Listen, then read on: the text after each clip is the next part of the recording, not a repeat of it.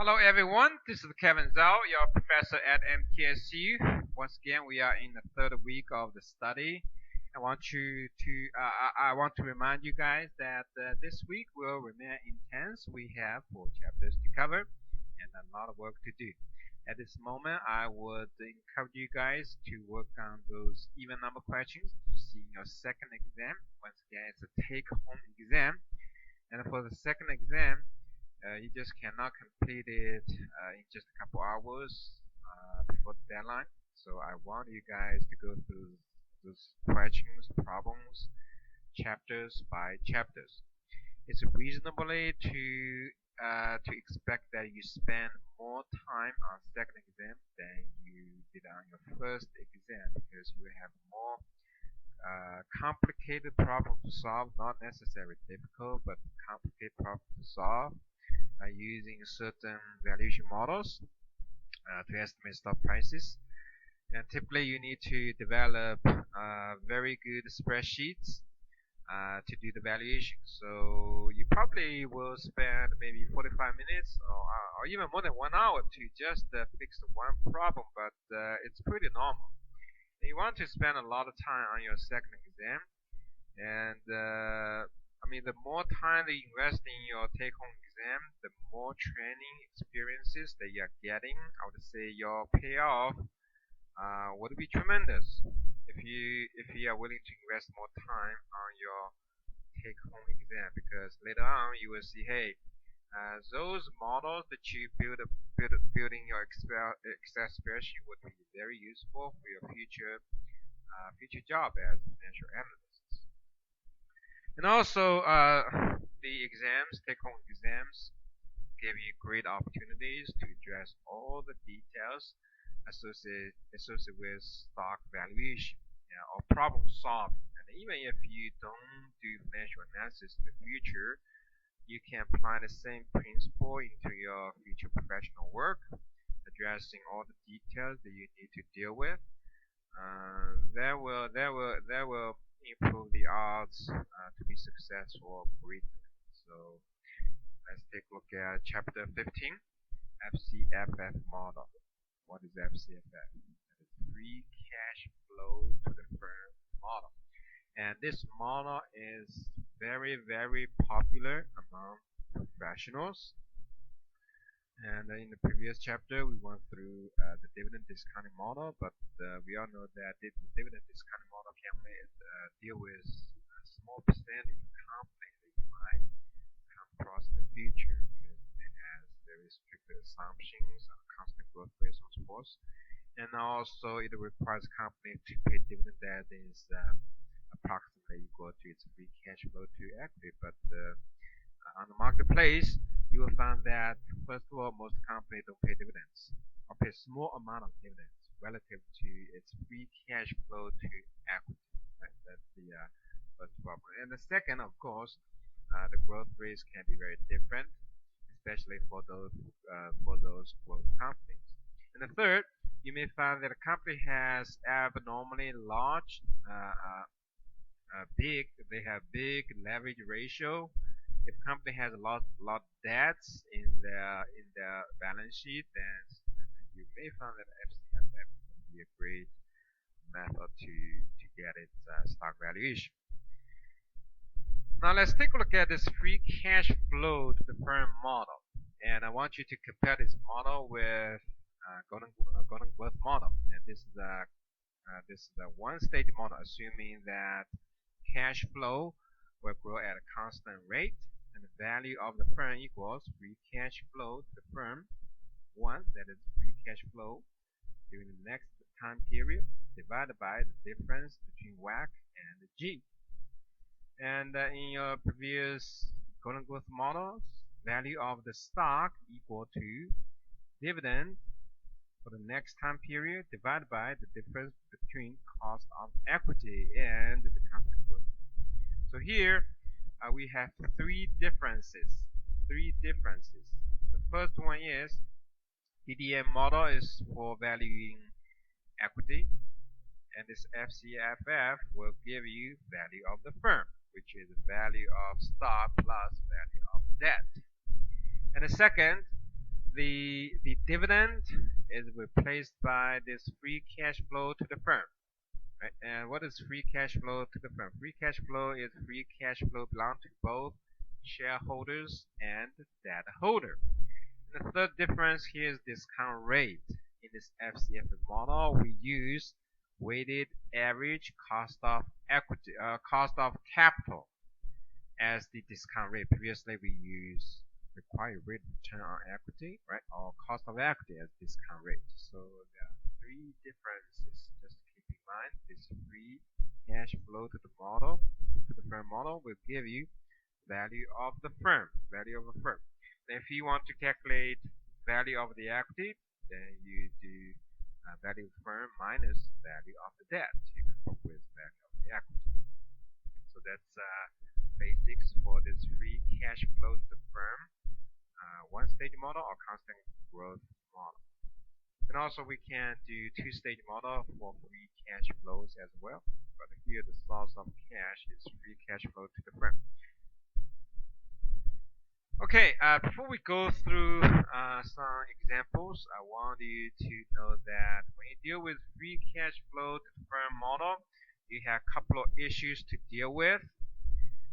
The first one is the calculation of free cash flow to the firm, as well as estimation of future free cash flow to the firm. So when I say calculation, you calculate free cash flow during the current time period, which you can get those data from the financial statements, such as depreciation, amortization, capital expenditure, working capital changes, working capital, so on and so forth. But that calculation will give you FCFF 0. And in your equation, it should be FCFF1 or future FCFFs. So after you're calculating the current FCFF 0, then you needed to estimate future FCFF by applying certain discount rate. It's a pretty complicated process. You needed to look at many informations about the company to see what is expected growth for its operating income, what is the tax rate, what would be its depreciation and amortization, and what would be its working capital changes, so on and so forth. So I think the first issue that you needed to deal with is the calculation and estimation of free cash flows. And typically you need to build up a table in your Excel spreadsheet to estimate those future cash flow to the firm, free cash flow to the firm. And the second work that you needed to do is this WACC. And you needed to build another table to estimate WACC.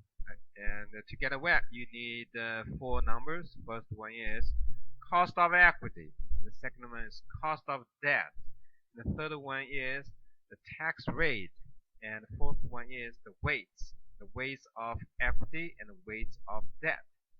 And before you get those 4 numbers, you also needed to get risk-free rate, beta, equity risk premium to get the cost of equity.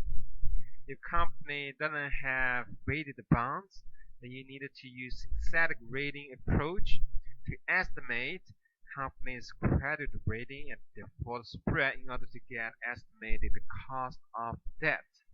And also you need to look at effective tax rates and marginal tax rates to see what would be the best tax rate that you need to use in your calculation of this WACC. So second issue about this valuation model is the estimation of WACC. You do need to do a lot of parameter estimation to get this WACC. Although it looks like it's just one number, but you need to do a lot of work on this WACC. And the last one is estimating growth, and it should be very similar to estimating growth for dividend, for free cash flow to the firm, so on and so forth. But this G should be consistent with company's reinvestment. Right? So G can only be generated by reinvesting. So make sure in your Excel spreadsheet this G is consistent with its payout ratio, its ROE, as well as its a reinvestment. So although the model looks simple, but when you apply this to a specific problem solving, you have a lot of details to deal with. I say a lot of details. Look at that. Look at this WAC. How many parameters that you need to estimate? A lot, right? How many approaches that you need to utilize? A lot of approaches that you need to utilize to get this WAC. Right? So if you are spending like almost an hour on this WAC estimation, I'm gonna say, hey, you probably need more time, maybe 2 or 3 hours to get this WAC down for a very serious valuation project. So in your project in this week, once again, you just cannot complete this valuation project in a couple days. You need 7 weeks to deliver a great valuation project, a very professional work that you can present in the class, present to your future employers, and very typically, it's very likely that the thing that you done that you will that you will be accomplished in this valuation project will be repeated in your workplace if you work as a financial analyst, right? So don't underestimate the complexity of your problem solving because the equation looks simple, right? But the devils are in details. Devils are in details. And in this class, we devote a lot of energy, a lot of time trying to deliver a professional work for financial analysis, right? How do you call it as a professional work? You have a lot of toolbox. You have a large toolbox, which has a lot of tools, which allow you to address a lot of details, so that your valuation looks professional, and actually it is professional, and it's more reasonable. Now let's take a look at one example valuing the food product division at RJR company. And the purpose of evaluating this product division is because the company wants to sell this food division, including equity and the debt. So this free cash flow to the firm model is great because they come up with firm value directly. And the second, this division is in steady state, is a large player in stable market with strong competition. It cannot be expected to sustain high growth for any length of time, so constant growth model for this free cash flow to the firm would be great. Division doesn't carry its own debt, and only FCFF can be computed for the division. The company is up for sale, therefore we use this FCFF model to estimate its firm value. Now let's take a look at information of this company. We look at the revenues in 1995, $7 billion, and earnings before interest and taxes. What is that? That is EBIT. EBIT is $1.5 billion. Capital expenditures $660 million. Depreciation $550 million in 1994. So the net capital expenditure in 1994 is $110 million. Working capital as percentage of revenue has been averaged about 5% in 1993 and 1994. The working capital increase in 1994 would be $350 million. Now, it was $350 million. The beta for comparable company in the food production business is 1.5, and the average debt ratio is 23.67%. So the cost of debt at the largest of these companies is approximately 8.5%, and the tax rate is going to be 36% back in 1995.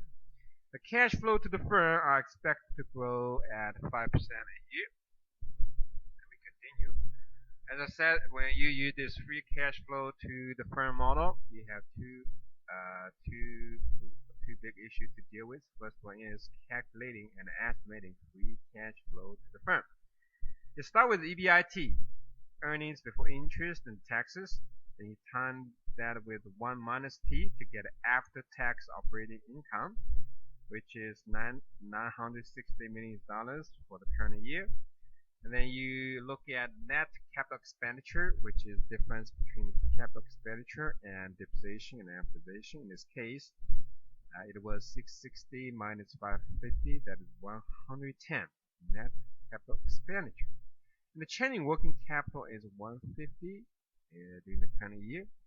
They will come up with $700 million free cash flow to the firm in the current year. But in our equation, what we need is FCFF1. So we need to estimate next year EBIT, next year capital expenditure, next year change in working capital in order to get this FCFF. And our estimation on EBIT after tax, EBIT next year is a little over $1 billion. Net capital expenditure 115.5, which carries 5% growth, from the current year, and the change in working capital 17.5. That will give you 875 FCFF1. That is the number that you can use in your FCFF model.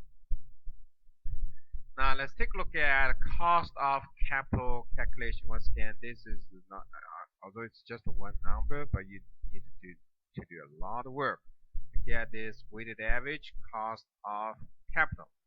First of all, you look at the beta for the comparable companies, which is about 1.5, and then you estimate cost of equity, 7.5% risk-free rate, 1.5 beta, 5.5% equity risk premium, which will generate 13.275% of cost of equity. And then you have pre-tax cost of debt 8.5%.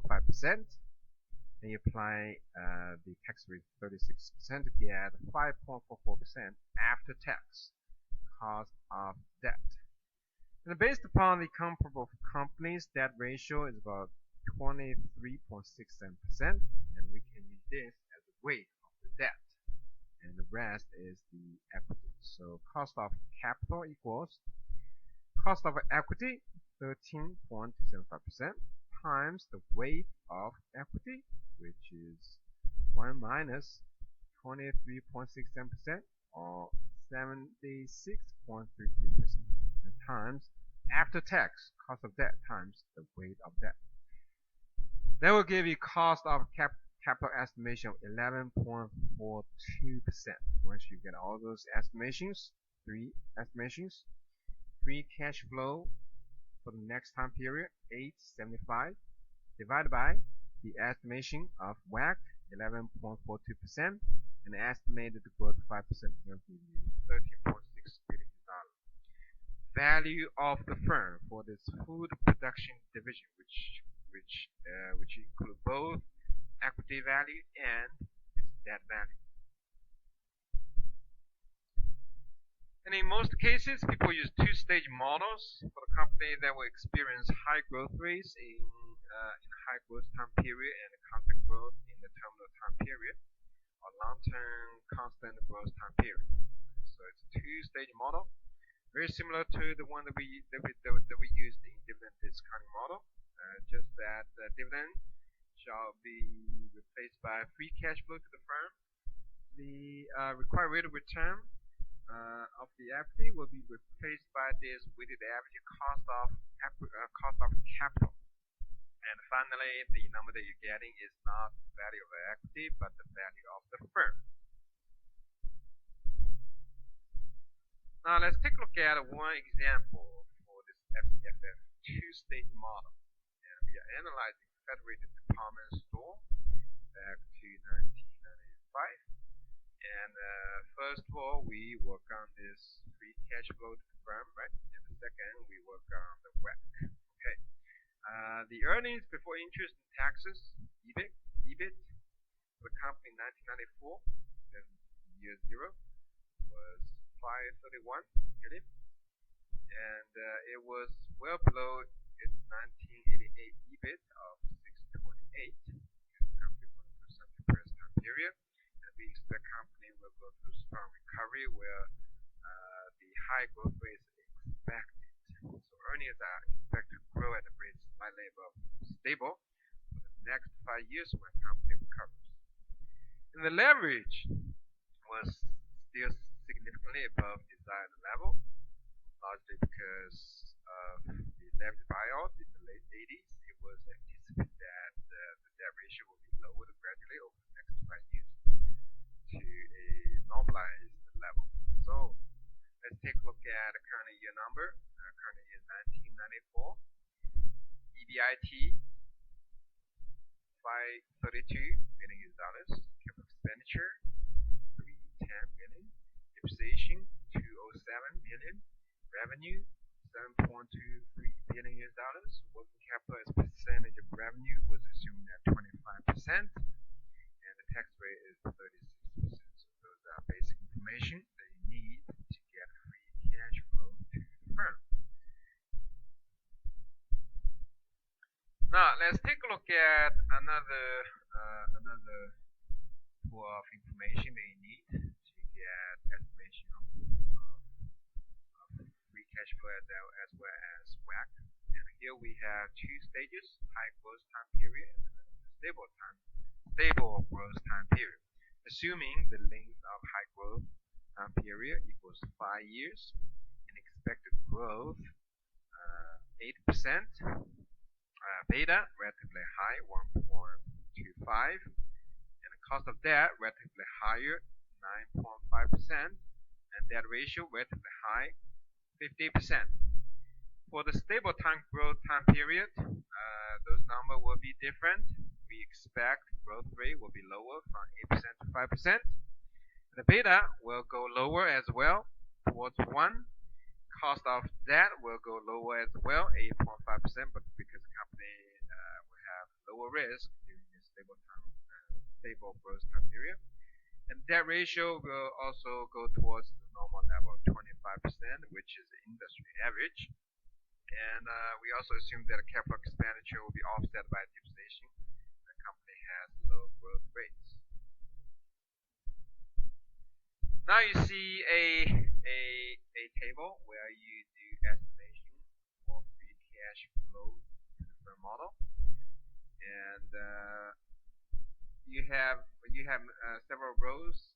Those rows are in years. You have 5-year high growth time period, and you have 5 rows for you to estimate free cash flow to the firm. And then you have terminal year, which is 6 years. The 6 years of the company. That's the beginning year for constant growth time period. And we start with year 1 with the EBIT 574.45. That represents 5% increase from the last year. Then minus tax rate times EBIT. That will give you after tax EBIT. Then minus net capital expenditure 111 in year 1, and I think it follows 8% growth, the same growth rate in EBIT for this net capital expenditure. And then minus the change in working capital. You need to be careful on this change in working capital, because when you apply the percentage working capital on revenue, you are getting the working capital in a given year, but the change in working capital is difference of working capital between those 2 years. So that's the difference, not the working capital for any given year. So you do all those number estimation for 5 years, and then you do calculation on FCFF. That's actually estimation of FCFF for the next 5 years, as well as FCFF for the beginning year of the terminal time period. So that is the table they are going to build for any free cash flow to the firm model. It's a very typical two-stage model. Two-stage model is pretty popular. Now the second job for you to do to complete this model is to estimate this WACC. Alright. If you use two-stage model, you should calculate 2 WACCs. The WACC during the high growth time period and the WACC during the low growth time period. Because during the high growth time period, company have high beta, therefore cost of equity is higher, right? And second, cost of debt is higher during the high growth time period. During the low growth time period, you will have low beta, low cost of equity, and low cost of debt. But you have third factor playing this in this WACC, that is the weight of equity and debt. And during the high growth time period, you have high percent debt, right?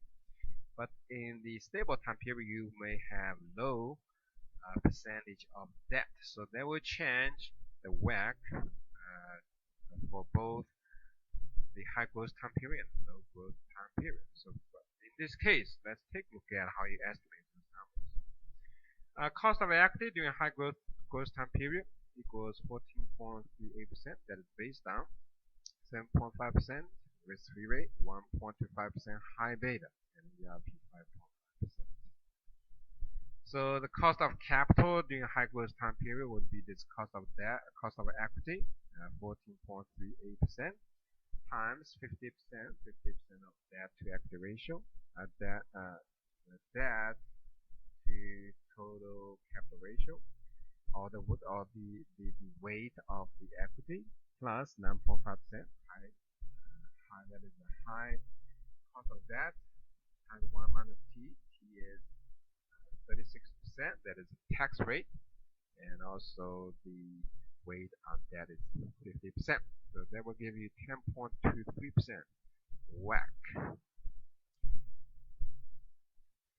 But for the terminal year, for the terminal time period, cost of equity will go lower because beta will go lower, and cost of equity will go from 14.38% down to 13%.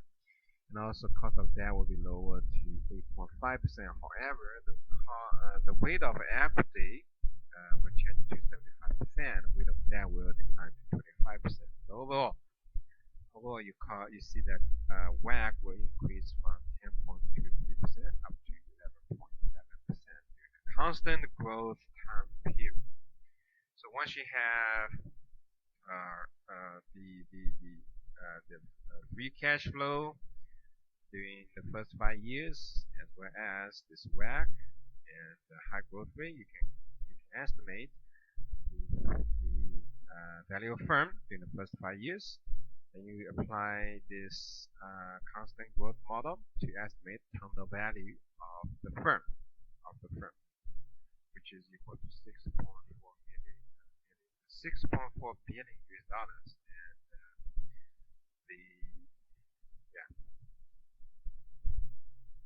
So we add up all the free cash flows during the first 5 years. They will come with 487 million US dollars, and the terminal value is 3.9 billion US dollars. So you add those two numbers together, you get 4.4 billion US dollars, the value of the firm. Given you know the value of that is 2.7 billion US dollars, you take the difference to get the value of the equity, 1.69 billion US dollars. And then divided by total number of shares available on the market to get your calculation of stock value per share, 13.38%. So although this free cash flow to the firm model will give you value of firm, but you can figure out value of the equity as well as value of stock price once you know the value of the debt and the total number of shares outstanding. Okay, that's easy chapter to go through. Free cash flow to the firm model looks pretty straightforward. However, you have a lot of detailed works to deal with. First one, to get this free cash flow to the firm estimation, right? And if it's a two-stage model, then you need to figure out how to estimate free cash flow to the firm for the next several years due to high growth time period, then the terminal year number, so on and so forth. And second job that you need to accomplish is to get estimated WACC during high growth time period and the low growth time period. Any questions, let me know. I hope you enjoyed this video, and I will see you in next class.